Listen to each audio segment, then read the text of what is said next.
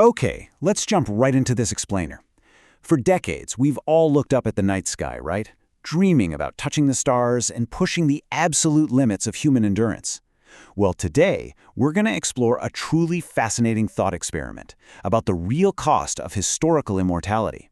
We're stripping away all that Hollywood sci-fi glamour to look at the raw, grounded reality of what it would actually mean to become a permanent citizen of another world. So I want you to really put yourself in this scenario. Imagine you've just been hand-selected out of 8 billion people. You're being offered the chance of a lifetime to be the very first human being to step onto Martian soil. I mean, think about that for a second. You'd achieve instant, eternal fame. Your name would be permanently etched into the history books right next to Neil Armstrong or Christopher Columbus. But there is a catch, and it's a devastating one hidden right there in the fine print. You can never, ever return to Earth. So the question is, would you take it? Let's break this down in Section 1, a one-way ticket. You see, accepting this mission totally redefines what it even means to be an astronaut. You aren't just an explorer who gets to plant a flag, hop back into a cozy capsule, and ride home expecting a massive ticker tape parade through New York. Not at all. You become, quite literally, a founding ancestor of a brand new world. But the trade-off? You have to accept being marooned on a freezing, radiation-baked desert 140 million miles away. It's the ultimate double-edged sword because it demands a permanent, unyielding separation from literally everyone and everything you've ever known. The moment those rocket engines ignite, your life on Earth is essentially over. And that leads us right into Section 2, the infinite delay. Let's fast forward to the moment you actually arrive. Picture this. You're standing in the airlock, your hand is on the lever, and you're about to open the door and look out over the rust-colored dirt of Olympus Mons or Gale Crater. Back home, billions of people are glued to their screens, holding their breath. You step out, expecting to hear the roaring cheers of mission control in your earpiece. But you don't. You won't hear a thing for up to 22 minutes. Because of the immutable laws of physics, specifically the speed of light, there's this staggering 3 to 22-minute communication lag across the void of space, just depending on exactly where the two planets are in their orbits. What that means is your very first step is a masterclass in absolute cosmic isolation. You'll step down, speak your historic, carefully rehearsed first words, and then nothing. You'll just stand there in absolute silence. You're going to wait for a quarter of an hour on a completely dead planet just to hear your flight director finally weep with joy. It's the most monumental moment in human history, and you're experiencing it entirely alone in the quiet. And here is the kicker. That time delay, it never goes away. Every single conversation you ever have with Earth, with your family, with your friends, for the rest of your entire life is going to feel like throwing letters in a bottle into an ocean of space. You will never, ever again have a real-time, back-and-forth conversation with another human being back home. Which brings us to Section 3, re-engineering your body.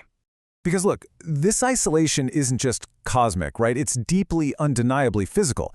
Committing to Mars means committing to a permanent biological transformation. The environment there is going to actively reshape your body. It turns cold scientific data into your visceral, everyday reality. Now, at first glance, operating in 38% Earth gravity sounds almost like a superpower. You're easily leaping over massive obstacles, effortlessly lifting heavy gear, but let's look at the long-term impact. Living constantly under that low gravity means your muscles are going to rapidly atrophy. Your bones will lose density at a drastic rate. Actually, it happens so profoundly that even if a rescue ship somehow magically showed up for you years later, returning to Earth would be physically fatal. Your heart simply wouldn't be strong enough to pump blood against Earth's heavy gravity ever again. Mars permanently claims your body. And it's not just the gravity. You've got to survive the radiation and the incredibly toxic soil. Mars has a super thin atmosphere that offers zero protection from cosmic rays. So, to avoid lethal cancer, you're going to spend about 90% of your life playing mole, buried underground. You'll be living in retrofitted lava tubes or habitats that are completely covered under thick layers of Martian dirt. Oh, and the dust outside? It's laced with these harsh chemicals called perchlorates. So you can't just kick off your boots when you get home. You have to undergo this meticulous, intensive decontamination routine every single time you step inside just to avoid total thyroid failure. All right, let's move to Section 4, the Earth-6 syndrome. Honestly, the hardest part of this whole endeavor probably won't even be surviving the brutal environment. It's going to be the severe psychological toll. You know how astronauts always talk about the overview effect? That profound cognitive shift they get from seeing Earth from space? While on Mars, that's taken to an absolute extreme. When the Apollo astronauts stood on the moon, they could look up and see this massive, beautiful blue marble hanging in the sky. But your view from Mars? Earth is nothing more than a tiny, pale blue speck. It's completely indistinguishable from any other random star in the night sky. You're going to live out the rest of your days inside these pressurized, artificial domes. Your daily soundtrack is just the constant, unending mechanical hum of oxygen scrubbers and water recyclers. I mean, really think about what you are giving up here. You'll never again feel a natural breeze on your face. You'll never smell rain hitting dry soil.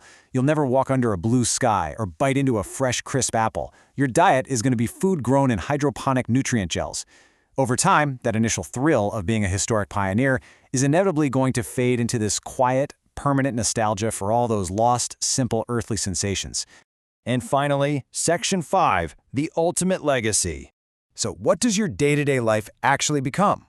Well, over the decades, you'll transition through 3 distinct phases. You start out as an astronaut, the brave explorer, right? But very quickly you have to become a builder. You'll spend your days doing the super unglamorous work of basic survival, tending to automated greenhouses, wiping dust off solar arrays, and painstakingly preparing the infrastructure for the next batch of one-way colonists. You are laying the literal groundwork for a civilization. Which brings you to the final step, ancestor. Because inevitably, you will be the first person to die on Mars. Your grave becomes a permanent monument. Just imagine this. Centuries later, kids born in these thriving underground Martian glass cities are going to take school field trips. They'll visit your preserved spacesuit at your original landing site. And they won't just look at it as some dusty relic of old Earth exploration. They're going to look at it as the foundational artifact of their entire planet's history. You literally become the genesis of a new branch of humanity. Which brings us right back to our original, burning question. Knowing everything we've just covered, knowing that eternal, historical fame comes at the cost of profound cosmic isolation, massive biological sacrifice, and giving up the very feeling of wind and rain, all just to become a monument for a world you'll barely get to see? I'm going to leave you with this. Is the ultimate legacy really worth the ultimate price? Would you take the ticket? Think about it. Thanks for joining me on this explainer, and I'll catch you next time.